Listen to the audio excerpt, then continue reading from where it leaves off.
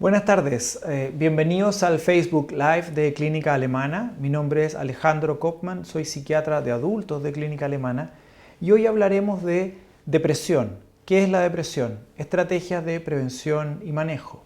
Dividiremos nuestra presentación en tres grandes aspectos. Al comienzo hablaremos de qué es la depresión, de qué hablamos cuando hablamos de depresión. En segundo lugar, nos referiremos a los principales factores de riesgo para desarrollar la enfermedad. Y en tercer lugar, hablaremos de algunas estrategias de enfrentamiento, de los tratamientos y el rol del carácter.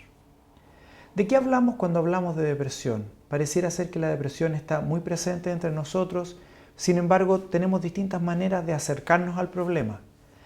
Para los clínicos, la depresión es una alteración del estado de ánimo que normalmente es más bien negativo y que compromete distintas áreas del funcionamiento de la persona, ya sean sus pensamientos, sus emociones, los ciclos biológicos y la conducta. La duración de un episodio depresivo, es decir, del tiempo en que estamos con ese ánimo pesimista, excede lo que normalmente consideramos una respuesta esperable para un evento, como un duelo, por ejemplo, y afecta la capacidad de disfrutar y distraerse, pudiendo presentar alteraciones cognitivas, neurovegetativas, a diferencia de lo que nos ocurre con la tristeza normal. Esto de alguna manera es más extenso y más profundo que la tristeza normal. La depresión entonces afecta distintas áreas. Por ejemplo, en los afectos o las emociones nos produce depresión, desánimo, tristeza, la habilidad emocional, estamos más frágiles, apáticos, irritables, nos dejan de interesar las cosas que habitualmente nos interesaban y presentamos una incapacidad de disfrutar. Las cosas que antes nos gustaban hoy día nos parecen en blanco y negro. En segundo lugar, tenemos las alteraciones del pensamiento, fallas en la memoria y la concentración. Las personas refieren sentirse mucho más lentos, más torpes, más incapaces de hacer el trabajo intelectual que hacían habitualmente. Indecisión o inhibición en el actuar, uno está como paralizado. Desesperanza, la sensación de que nada va a cambiar. Pesimismo o desvalorización, ya sea personal o del entorno. Se empiezan a rumiar los problemas, hay una reflexión que no logra llegar a puerto. Uno se da vuelta en las mismas ideas como atrapado en los pensamientos. Ideas de culpa, ruina, enfermedad o a veces, ya en casos más graves, ideas de muerte, que pueden ser pasivas. Mira, no me importaría enfermarme y morir, o ya francamente ideas suicidas. Estoy pensando en hacer algo para matarme. Tercer lugar, tenemos alteraciones de los ciclos biológicos. Sueño, apetito y la respuesta sexual se ven afectadas en el curso de una depresión. Y en cuarto lugar, alteraciones de la conducta. Inquietud o inhibición de la conducta, desvitalización corporal, uno siente que nada importa, uno se abandona, deja de tener hábitos de aseo, deja de tener hábitos de autocuidado, fatiga, aislamiento, que es lo más peligroso. Las personas empiezan a cortar sus puentes, dejan de llamar a sus amigos, de comunicarse con la familia, descuido corporal, pérdida de iniciativa y capacidad de decisión. Estas son las cuatro áreas más relevantes de la depresión. La depresión es un problema que está presente entre nosotros. En la encuesta nacional de salud del año 2011, la presencia de síntomas depresivos en Chile, si uno tomaba población al azar, iba a un paradero micro, a un consultorio, a un banco y hacía una encuesta, un 17% en promedio de las personas tenían síntomas compatibles con un episodio depresivo. Esto es mucho más grave y más prevalente si se trata de mujeres, donde la prevalencia alcanza 25%, es decir, una de cada 4 mujeres en Chile tiene síntomas depresivos. A menor nivel educativo es mayor la prevalencia. De alguna manera la educación provee de algunas herramientas para poder superar los problemas. Y existe mayor prevalencia en población urbana entre 25 y 64 años. O sea, mujeres en edad productiva en grandes centros urbanos son las que tienen más riesgo de enfermar en Chile. Según estadísticas de la Superintendencia de Pensiones y Seguridad Social, el 20.9% del gasto en licencias médicas entre el 2008 y el 2009 es por patología mental. Esas cifras se han mantenido más o menos constantes. Y cerca de un 60% de esas licencias por enfermedad mental son por cuadros depresivos. En el caso del embarazo y el puerperio, 1/3 de las mujeres embarazadas y 40% de las mujeres posparto presentan síntomas depresivos y 10% de ellas pueden tener síntomas como para constituir una depresión mayor. Es decir, es un problema muy frecuente. Pese a que no lo veamos, esta suerte de bestia negra, que es la depresión, camina con nosotros allí donde nosotros vayamos. ¿Qué hay de la etiología? ¿Cómo llegamos a deprimirnos? La verdad es que estas rutas todavía son materia de investigación. Lo que sabemos es que cuando uno se deprime, este lago de la depresión se llena con distintos ríos. Uno de ellos son los factores biológicos, otros los factores ambientales y otros los factores psicológicos. Dentro de los factores biológicos para enfermar de una depresión, se asume lo siguiente. Se basan estos factores en el rol de los neurotransmisores en el cerebro. Si uno entiende el ánimo como una especie de disposición a la acción, un tono para poder actuar, ese tono está mediado por una adecuada función de la transmisión de los impulsos eléctricos en el cerebro. Esos impulsos eléctricos tienen distintas rutas y distintas áreas del cerebro. Entre una neurona y otra, esos impulsos eléctricos requieren una transmisión, un paso, que está mediado por sustancias químicas que se llaman neurotransmisores. Los estudios entonces se han enfocado en identificar qué áreas cerebrales y cuáles son los neurotransmisores implicados en este voltaje, en esta intensidad, en este tono a la acción que es el ánimo. Y los antidepresivos actúan precisamente sobre estas sustancias. Aquí tenemos un pequeño esquema donde vemos los principales 3 combustibles del ánimo, los principales 3 neurotransmisores involucrados, la serotonina, la noradrenalina y la dopamina. Y cada uno de ellos relacionado con algunas acciones del cerebro, con algunas características. Por ejemplo, la serotonina en relación a la impulsividad, la noradrenalina en relación a la energía y el interés, la dopamina en lo que se llama la conducción, el motor hacia la acción. Por lo tanto, en función de las características clínicas de cada depresión y cada paciente, nosotros podemos elegir qué fármaco nos parece que va a poder potenciar mejor aquellas características que están en déficit. Dentro de los factores biológicos, entonces, tenemos también la genética. Cada vez se asume más que la enfermedad del ánimo tiene una agregación biológica, agregación genética. Allí donde hay un paciente con un trastorno depresivo mayor es más frecuente que haya otro. Lo mismo pasa ya sea en la depresión unipolar, cuando el ánimo cambia solo hacia la depresión, o en la depresión bipolar, donde cambia hacia la exaltación o manía y hacia la depresión. Enfermedades médicas también condicionan la depresión, las enfermedades crónicas que tengan deterioro funcional y algunas más específicas. El cáncer, en particular, por ejemplo, el cáncer de páncreas, que suele debutar con síntomas depresivos en hombres mayores, el hipotiroidismo o el infarto. Fármacos, en particular los corticoides, los inmunosupresores y los beta bloqueadores suelen provocar síntomas depresivos y algunos cambios en el cerebro, ya sean por el cambio normal del envejecimiento o por cambios patológicos derivados por alguna enfermedad cerebral específica. Esos son los factores de qué hablamos cuando hablamos de depresión y, en segundo lugar, cuáles son las principales teorías etiológicas o de origen de la enfermedad, ¿no? En segundo lugar, hablaremos de los factores de riesgo. Dentro de los factores de riesgo se ha discutido mucho porque en el fondo la depresión es muy prevalente, como lo vimos acá. Entonces decimos, bueno, efectivamente esta relación entre entre ciertas características y la depresión, ¿será una relación causal o será solo que se superponen dos condiciones extremadamente frecuentes? Lo que más se ha visto y los elementos que tienen más peso hoy día como factores de riesgo para la depresión son el género, los eventos vitales estresantes, las experiencias infantiles o traumas infantiles y ciertos rasgos de personalidad. En esas 4 categorías agrupamos hoy día los principales factores de riesgo para desarrollar una enfermedad depresiva. El género, hay muchos estudios que en distintos lugares del mundo y en distintos momentos que son consistentes en el hecho de que las mujeres están en mayor riesgo de sufrir una depresión que los hombres. La prevalencia de depresión en mujeres guarda una relación que va entre 1,5 a 2,5 por hombre. La prevalencia de vida para trastorno depresivo mayor en el mundo es de 21,3, decíamos que en Chile en mujeres es del 25%, y en cambio en el caso de los hombres es de un 12%. En nuestro país se han encontrado, como decíamos, cifras de 15,4% para las mujeres y 5,4% para los hombres en Santiago, y cifras mayores cuando analizamos otras fuentes de información.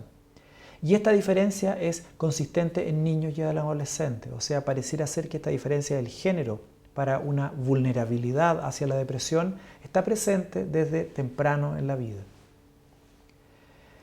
Hay teorías en torno al género en relación al rol, por ejemplo, que las hormonas podrían jugar en la presentación de los síntomas. Ahí tenemos todos los síntomas del periparto, los síntomas premenstruales. Está también un poco la propia vulnerabilidad del género femenino frente a las características de la vida moderna, que también podrían hacer que la vida sea mucho más difícil, y evidentemente es mucho más difícil para las mujeres, si uno piensa en la doble presencia, en la jornada del trabajo y la casa, etc. O sea, hay muchos argumentos en relación a por qué el género funciona de este modo.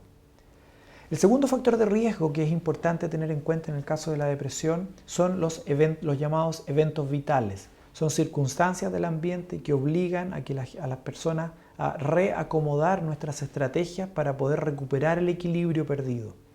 Los eventos vitales en sí no son necesariamente negativos. Hay eventos vitales positivos, pero que también implican cambio: el nacimiento de un hijo, un cambio de casa, un cambio de trabajo, un cambio de lugar de residencia.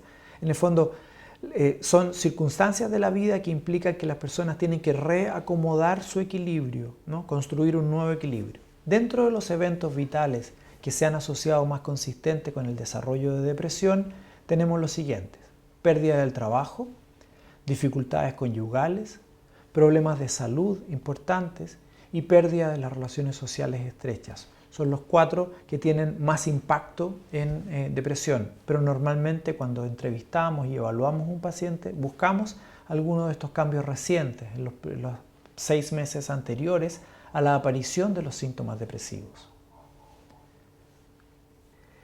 En tercer lugar, dentro de los factores de riesgo, tenemos las experiencias infantiles adversas, el abuso sexual y físico, la pobre relación entre los padres y los hijos, la discordia o divorcio entre los padres y la pérdida de uno o ambos padres antes de los 11 años de edad han demostrado tener asociación estadísticamente significativa con la presencia de sintomatología depresiva en la edad adulta.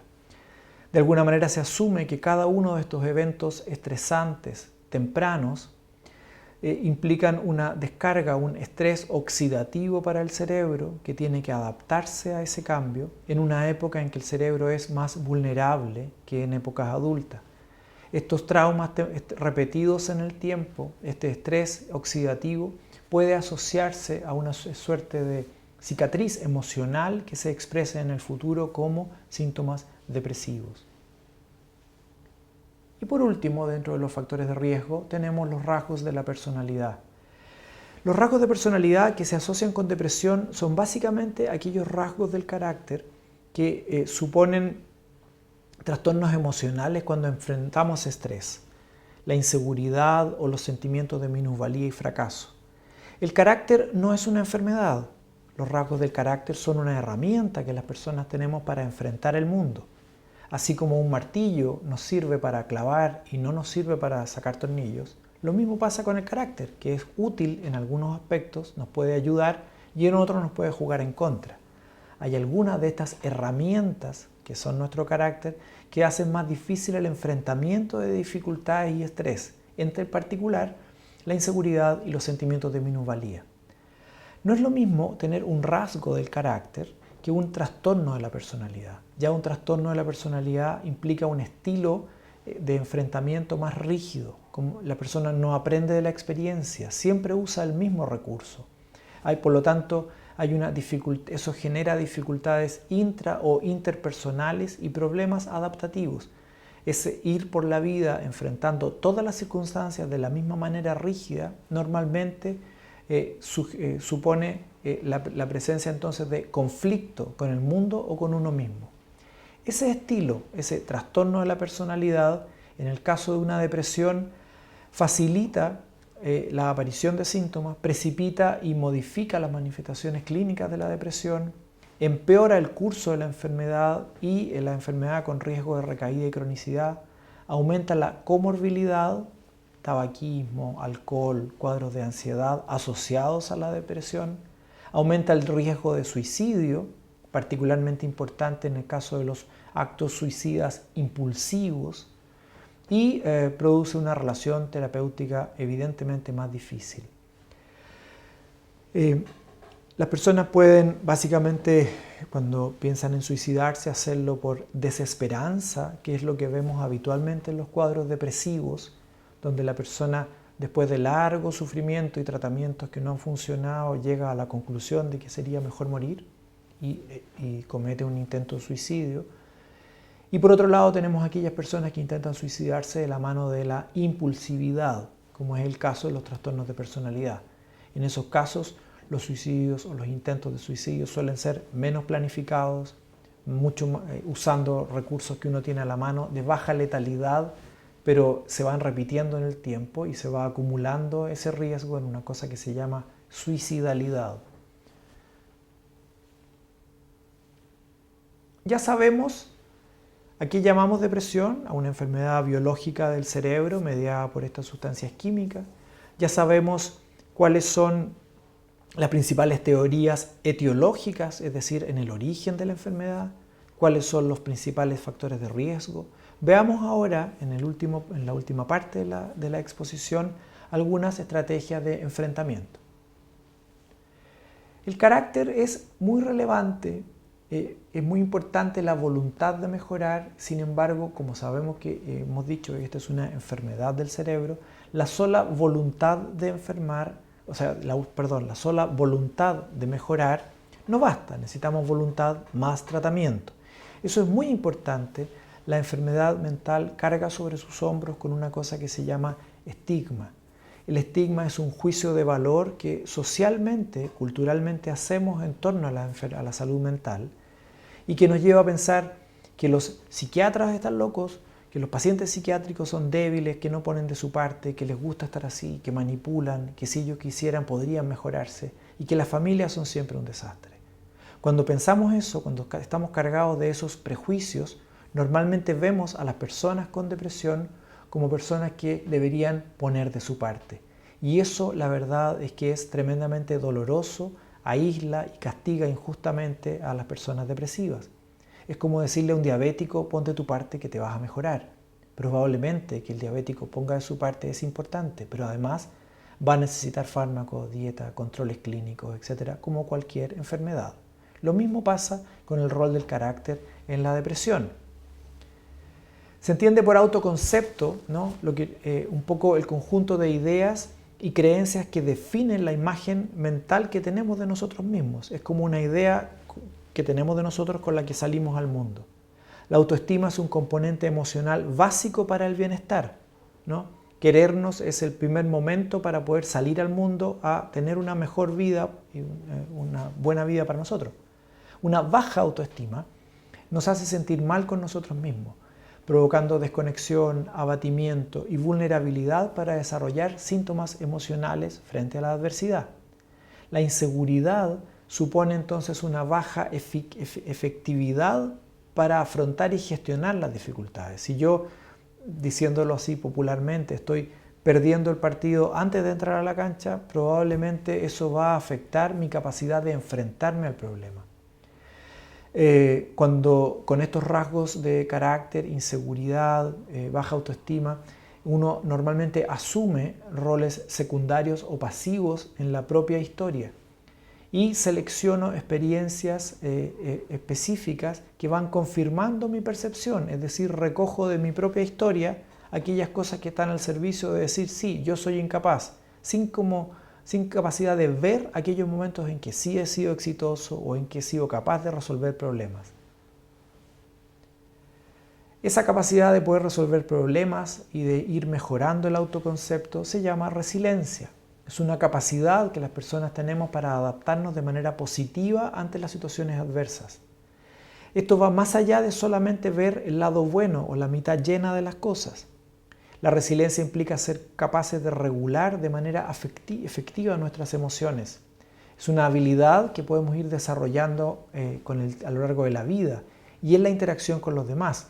No es una cualidad todo o nada, no es que se tenga o no se tenga, se puede desarrollar y ahí la importancia de la educación temprana, de la capacidad que tengan nuestros niños para poder frustrarse adecuadamente y entender que eso también es parte de la vida y ponerse eso como una meta y superar las dificultades.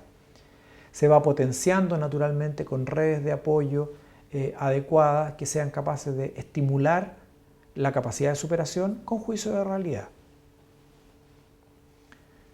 No podemos evitar que llueva, pero sí podemos en el fondo prepararnos para no mojarnos, no enfermarnos o navegar en ese clima que no depende de nosotros controlar. ¿Por qué importa tratar una depresión? Está visto cuando se juntan grandes grupos de pacientes con cuadros depresivos que si no tratamos una depresión, más de un 40% de ellos va a permanecer deprimidos, un 20% van a tener una recuperación solo parcial, o sea, ahí ya tenemos un 60% del grupo a los que no hemos tratado que van a seguir con síntomas. Esto implica pérdida en su capacidad productiva, dificultades en las relaciones interpersonales, en las relaciones familiares, etc. Y un 40% podría recuperarse espontáneamente después de un episodio depresivo al año sin tratamiento. O sea, es importante tratar porque de otro modo la mayoría de ellos no se van a mejorar solos. En Chile contamos con algunas herramientas. El plan de garantía explícita en salud asegura tratamiento para el trastorno depresivo en un episodio único o cuando esto se repite en el tiempo, lo que hoy día se llama depresión recurrente, antes se llamaba depresión endógena o depresión mayor, son todos sinónimos. La distimia, que es una depresión que es no tan intensa, pero que se arrastra en el tiempo, ¿no? Un par de años con síntomas depresivos, la persona sigue funcionando, un poco tenemos la dificultad de saber hasta dónde esa persona está depresiva o es depresiva, dice uno, porque ya como que se incorporó a la manera de ser de esa persona en particular, esta depresión que se arrastra. Y trastornos adaptativos con ánimo depresivo, es decir, cuando nuestra manera de responder a una circunstancia del ambiente, nuestra manera de, comillas, adaptarnos es con síntomas depresivos, ¿no? Es lo que antes se llamaba una depresión reactiva. En estos 4 casos, depresión mayor episodio único, depresión recurrente, distimia y trastornos adaptativos con ánimo depresivo, tenemos cobertura a través del GES. ¿Cuáles son los tratamientos disponibles hoy? Los tratamientos podrían ordenarse de acuerdo a cómo los psiquiatras normalmente vemos los problemas y cuando nos enfrentamos a un paciente lo que tratamos de identificar es cuál es el peso de la biología en lo que le está pasando, cuál es el peso de la psicología, de su carácter, de su manera de enfrentarse a los problemas y cuál es el peso del ambiente, la familia, el trabajo o la situación social, ¿no? En función de estas tres áreas es que ordenamos el tratamiento. En primer lugar, los tratamientos biológicos implican 2 tipos de recursos, los recursos farmacológicos y los recursos no farmacológicos. Dentro de los recursos farmacológicos para tratar una depresión, contamos naturalmente en primerísimo lugar con los antidepresivos. En segundo lugar, usamos también a veces ansiolíticos, remedios para la angustia, estabilizadores del ánimo o potenciadores de la respuesta antidepresiva, ¿no? Fármacos que usamos para que los antidepresivos sean aún más eficaces, hormonas tiroideas, litio, por ejemplo. Y dentro de los tratamientos biológicos no farmacológicos, contamos con algunas herramientas tales como la terapia electroconvulsiva, la luminoterapia o fototerapia, ¿no? La luz es un factor importante dentro de la regulación que hacemos del ánimo. Normalmente en primavera tenemos un segundo aire, en invierno nos vamos un poquito más para adentro. Lo que pasa es que normalmente esas oscilaciones se dan dentro de ciertos márgenes que no impiden funcionar. En los pacientes depresivos esa oscilación puede ser tan profunda que en el fondo lo lleve a una depresión clínica. Por lo tanto, tratamientos biológicos no farmacológicos, terapia electroconvulsiva, fototerapia o incluso la privación de sueño en algunos casos nos resulta útil para mejorar el ánimo. Dentro de los antidepresivos, de los tratamientos farmacológicos, los antidepresivos lo que hacen es que mejoran estos puentes para la transmisión del impulso eléctrico, como decíamos al comienzo, es decir, mejoran la neurotransmisión por distintas vías, ya sea aumentando la disponibilidad de los neurotransmisores o mejorando la sensibilidad de los receptores en ese puente que se llama sinapsis. Existen distintos tipos de antidepresivos de acuerdo a la sustancia química estimulada, tal como vimos, serotonina, noradrenalina, dopamina. La elección de un antidepresivo por sobre otro, voy a elegir esta droga y no este otro, depende de las características clínicas de un cuadro depresivo. Hay depresiones que tienen más angustia, usaremos un fármaco antidepresivo más sedante. Hay depresiones que son más inhibidas, que las personas se afecta el motor, usaremos un fármaco más activante, por ejemplo. Depende también de la tolerancia que cada persona tenga, por eso es importante saber si ha usado algo antes, qué cosa ha sido efectiva o no. De los efectos secundarios, a veces los efectos secundarios pueden ser tan importantes que las personas prefieran no pasar por ello e intentar otra, aun cuando eso sea la primera elección. La historia de la respuesta individual, cuál es el fármaco que ha funcionado en el pasado, y el precio también es un factor importante a la hora de elegir la mejor droga para ese paciente en particular. Los tratamientos antidepresivos consideran una fase aguda, donde lo que queremos es tener respuesta, una fase de continuación, ¿no? Y por último, una fase de mantención. Existen, como lo hemos visto, fármacos que son inhibidores de la recaptura de serotonina, los clásicos, ¿no? La sertralina, la fluoxetina, el escitalopram o la paroxetina.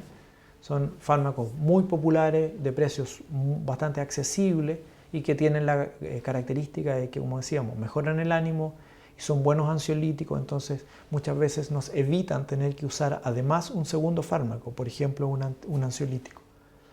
Fármacos de acción doble, es decir, que actúan sobre más de una sustancia al mismo tiempo, más de un neurotransmisor. La mirtazapina, la venlafaxina y la vortioxetina. O los tricíclicos, fármacos de la década del 50 y del 60, que aún mantienen su eficiencia. Lo que pasa es que estos fármacos han ido quedando de lado porque tienen muchos efectos secundarios. Entonces los fármacos nuevos son un poco más limpios en términos de los efectos secundarios, pero estos fármacos siguen siendo bastante potentes. Como hemos dicho, existen distintas fases del tratamiento de una depresión, o sea, cuando le doy a alguien un antidepresivo en una fase aguda, espero la respuesta y la remisión de los síntomas en las primeras 9 a 12 semanas, es decir, esto puede durar hasta 3 meses, la primera fase, la fase aguda. Cuando ya he logrado la remisión de los síntomas, tengo una etapa que se llama de continuación, que puede durar hasta entre 6 y hasta 12 meses. Y luego viene la fase de mantención, que vamos a discutirla con los pacientes de acuerdo a si es un episodio único, tal vez podemos no seguir tratando y dejarlo hasta ahí, o si esto se ha repetido en el tiempo, normalmente usamos algún fármaco, ya sea antidepresivos en una dosis un poquito más baja, etcétera, para prevenir que la persona no vuelva a deprimirse. Es decir, es un tratamiento de prevención, de mantención o profilaxis. Dentro de los tratamientos psicológicos, dijimos farmacológicos o biológicos, psicológicos y de manejo ambiental. Dentro de los tratamientos psicológicos, esto es lo que se llama la psicoterapia. La psicoterapia es una intervención verbal que tiene un fundamento teórico específico, ¿no? Establecida entre 2 o más personas, el terapeuta y, por ejemplo, una persona o una pareja o un grupo familiar, donde hay un objetivo y un tiempo habitualmente determinado y destinado al cambio en la conducta de uno de los participantes.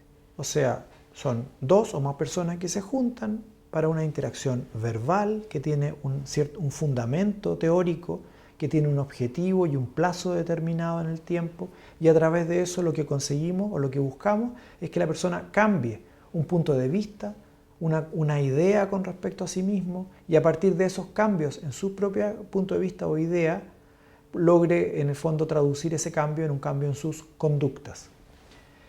Estas terapias pueden ser individuales o grupales. lo que permiten es potenciar y mejorar las herramientas personales para la resolución de problemas, ¿no? Cuando hablábamos de los rasgos del carácter, los hábitos, las conductas.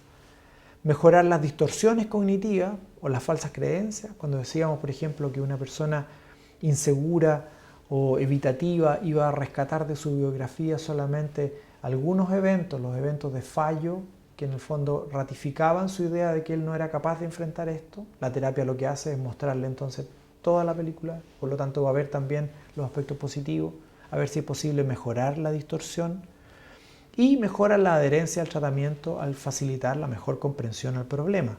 Entiendo lo que estoy haciendo, entiendo de qué se trata y por lo tanto participo activamente de mi propio tratamiento. Soy un sujeto activo del tratamiento, pongo voluntad, como decíamos, no soy un ente pasivo. En tercer lugar, tenemos las intervenciones sociales y ambientales, que pueden ir desde una licencia médica, cuando es necesario retirar a la persona de algo que, por ejemplo, lo está exponiendo, ya sea, por ejemplo, una dificultad en el trabajo o cuando no tiene la capacidad de realizar su actividad de la manera que lo hace habitualmente, por la falta de energía, de motivación. Entonces, eso, el estar expuesto con menos herramientas lo hace tener mayores dificultades. Cambio en funciones del trabajo, modificación de roles o dinámicas familiares muchas veces, incorporación de actividad física, terapias ocupacionales, cambios en los hábitos, en las rutinas de la casa, etc. O sea, son modificaciones un poco más amplias que buscan también que el sujeto, que la persona enfrente de mejor manera el día a día, que evite aquellas conductas que sin darse cuenta lo enferman y mantenga naturalmente el autocuidado y la salud. Hemos visto hasta acá entonces algunos aspectos de la depresión, de los factores de riesgo y de las principales herramientas de tratamiento. ¿Cuáles son los obstáculos que tenemos al tratamiento? Porque pese a que tenemos herramientas, seguimos teniendo estos números con respecto a la alta prevalencia de la depresión en nuestro país. Tenemos problemas de acceso, la cantidad de especialistas, el costo, la cobertura de los seguros de salud, son todas circunstancias que limitan la posibilidad de acceder a un tratamiento. De educación, y ahí tenemos todo lo que son estas distorsiones de las que hablábamos, y de estigma, ¿no? Los psiquiatras y psicólogos están locos, las enfermedades mentales no tienen cura, los pacientes son débiles, les gusta estar así, manipulan, tienes que poner de tu parte. Si tomas los remedios, no los vas a dejar nunca. Las familias son siempre disfuncionales. Todas estas cosas son obstáculos al tratamiento. Por eso que aprender, darse un minuto, leer, saber, conocer, permite también facilitar, combatir la depresión de manera más adecuada en la medida que yo sé de qué se trata, de qué estamos hablando cuando hablamos de depresión.